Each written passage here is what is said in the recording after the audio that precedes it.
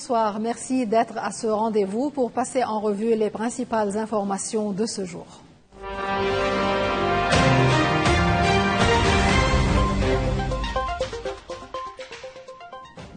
Un tournant dans la crise financière dont souffre le pays. Le procureur général financier impose à des banquiers de rapatrier les fonds transférés à l'étranger pendant la crise. Le juge Maher Shaitou a rendu une décision obligeant des personnes physiques et morales, dont des banquiers, à déposer dans les banques libanaises des montants équivalents à ceux transférés à l'étranger durant la crise financière, et ce, dans la même devise. Ce dépôt devra être effectué sous 2 mois sous la supervision du parquet financier et selon les conditions fixées par celui-ci. Au vu de l'aggravation de la crise électrique en ce temps de canicule, Électricité du Liban a alerté que cet état de fait est dû à des années de sous-investissement, à la destruction d'infrastructures clés lors de l'explosion du port de Beyrouth en 2020 et à l'absence de capacité suffisante pour stabiliser le réseau. 3 causes majeures sont pointées: un déficit de production d'au moins 1000 MW, l'absence d'un centre de contrôle opérationnel et le manque de réserves automatiques pour réguler la fréquence. Malgré le non-paiement généralisé, EDL maintient l'alimentation des infrastructures vitales et a obtenu un prêt de 250 millions de dollars de la Banque mondiale pour renforcer le réseau et développer les énergies renouvelables. L'entreprise appelle à une action coordonnée pour éviter des coupures nationales touchant les services essentiels.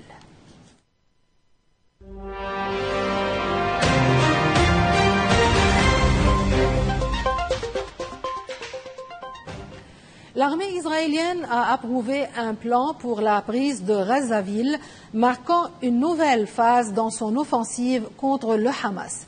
L'Égypte, impliquée dans des discussions pour une trêve, dénonce toute idéologie expansionniste et réclame des clarifications à Tel Aviv. À Razaville, les bombardements s'intensifient. L'armée israélienne affirme avoir validé un plan pour s'emparer de la plus grande ville du territoire palestinien et de camps de réfugiés voisins, objectifs présentés comme les derniers bastions du Hamas. Des témoins rapportent des frappes aériennes d'une rare intensité et la progression des blindés dans les quartiers de Tel el-Hawa et de Zaytoun, où plusieurs habitations sont détruites. Selon les autorités locales, au moins 75 Palestiniens ont été tués en 24 heures, dont 34 qui attendaient une aide humanitaire.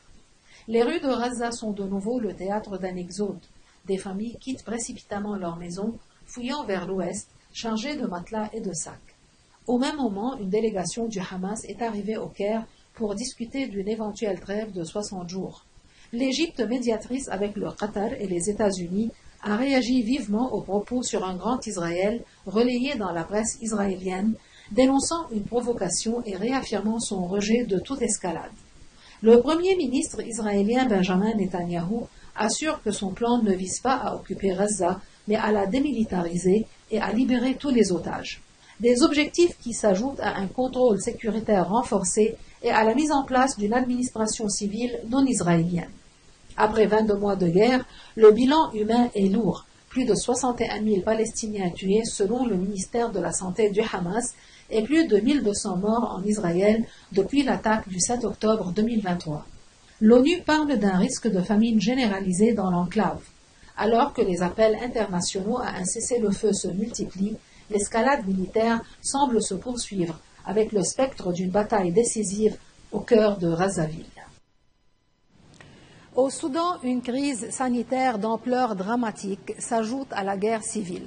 Médecins sans frontières alertent sur la pire épidémie de choléra depuis des années. Au moins 40 morts en une semaine dans la seule région du Darfour. Les déplacés survivent avec moins de la moitié de l'eau nécessaire à leurs besoins vitaux, tandis que l'aide humanitaire peine à atteindre les zones assiégées. Au Darfour, l'urgence n'est plus seulement militaire, elle est sanitaire. Médecins sans frontières tirent la sonnette d'alarme.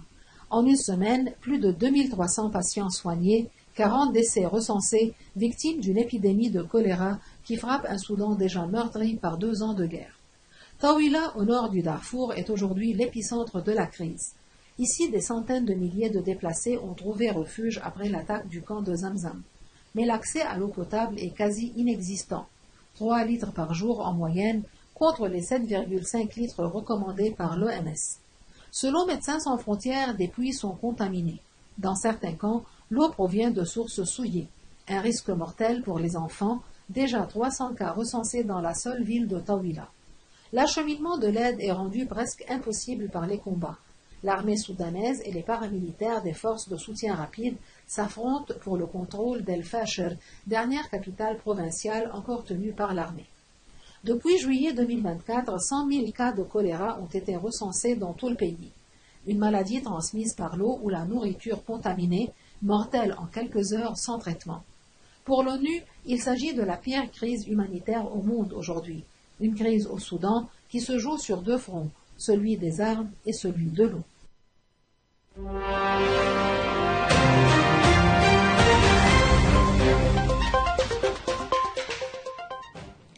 À la veille du sommet Trump-Poutine en Alaska, Volodymyr Zelensky est reçu à Londres par le Premier ministre britannique Keir Starmer. Entre pression diplomatique et offensive militaire, chaque camp tente de consolider sa position avant cette rencontre jugée décisive pour l'avenir de la guerre en Ukraine. À quelques heures d'un sommet historique entre Donald Trump et Vladimir Poutine en Alaska, la diplomatie s'active. Le président ukrainien Volodymyr Zelensky a rencontré à Londres le Premier ministre britannique Keir Starmer dans l'espoir de peser sur les discussions à venir. Objectif, obtenir un cessez-le-feu immédiat. Starmer parle d'une chance réelle d'y parvenir, mais sur le terrain, la guerre s'intensifie. L'Ukraine a lancé dans la nuit des dizaines de drones à près de 500 km à l'intérieur du territoire russe, visant notamment une raffinerie près de Volgograd.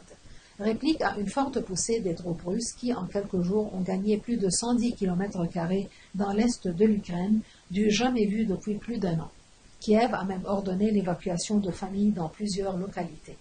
À Anchorage, rien ne laisse paraître l'ampleur de l'événement, sauf des hôtels complets et des journalistes déjà sur place. Le sommet se tiendra sur la base militaire d'Elmendorf-Richardson, haut lieu stratégique de la guerre froide. Donald Trump, qui retrouve Poutine pour la première fois depuis 2019, prévient « Si la rencontre se passe bien, elle débouchera presque immédiatement sur un sommet tripartite avec Zelensky. Sinon, pas de seconde chance. Les positions restent éloignées. Moscou exige la reconnaissance de son contrôle sur 4 régions ukrainiennes et l'arrêt des livraisons d'armes occidentales. Kiev, de son côté, refuse catégoriquement toute concession territoriale. Entre espoir de paix et crainte d'un échec diplomatique, tous les regards se tournent désormais vers l'Alaska, où pourrait se jouer l'avenir de la guerre en Ukraine.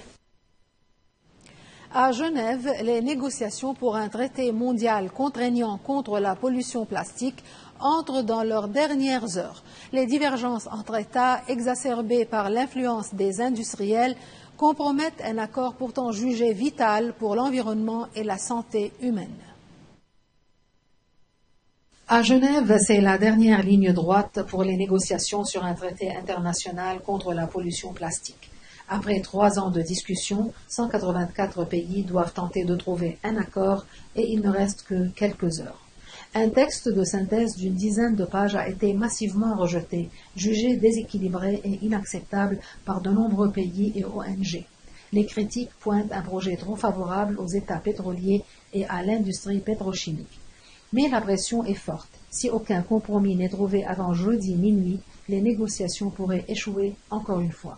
Chaque année, la planète produit environ 450 millions de tonnes de plastique, dont moins de 10% est recyclé. Si rien ne change, ce chiffre pourrait tripler d'ici 2060, avec des conséquences graves pour l'environnement, mais aussi pour la santé humaine. Les scientifiques alertent sur les dangers des microplastiques et additifs chimiques. Ils contaminent les océans, la faune, mais surtout, ils se retrouvent jusque dans nos assiettes. L'Europe méridionale reste en proie à des incendies meurtriers, attisés par une vague de chaleur et une sécheresse sévère. La Grèce, le Portugal et l'Espagne luttent encore contre des feux dévastateurs, tandis que la France et l'Italie voient une amélioration. L'Espagne a demandé à l'Union européenne l'envoi de 2 avions Canadair. De la mer Égée à l'Atlantique, plusieurs pays du sud de l'Europe affrontent toujours d'immenses incendies. En Grèce, les autorités évoquent les 24 heures les plus difficiles de la saison. Rafales violentes, sécheresse et températures extrêmes compliquent la tâche des 4850 pompiers et 33 avions mobilisés. Athènes a sollicité l'aide européenne pour obtenir 4 bombardiers d'eau supplémentaires. Au Portugal, 5 grands incendies sévissent encore, près de 1800 pompiers et 20 moyens aériens sont déployés. Depuis janvier, 63 000 hectares sont déjà partis en fumée. En Espagne, 14 incendies majeurs sont encore actifs. Le ministre de l'Intérieur a demandé à l'Union européenne l'envoi de 2 avions canadaires pour renforcer les moyens. Le pays déplore déjà 99 000 hectares détruits cette année. Dans les Balkans, l'Albanie et le Monténégro font face à des feux incontrôlables. En Turquie, où l'on compte 15 morts depuis la mi-juillet, de nouveaux foyers sont apparus. En France, la vigilance reste de mise dans l'Aude après un incendie qui a ravagé 16 000 hectares. En Italie, le feu sur les pentes du Vésuve a été maîtrisé, mettant fin à 5 jours d'angoisse pour Naples. En tout, 4 morts ont été recensés sur le continent. Des chiffres qui pourraient s'alourdir si la chaleur et le vent ne faiblissent pas dans les prochains jours. Et enfin, une nouvelle financière.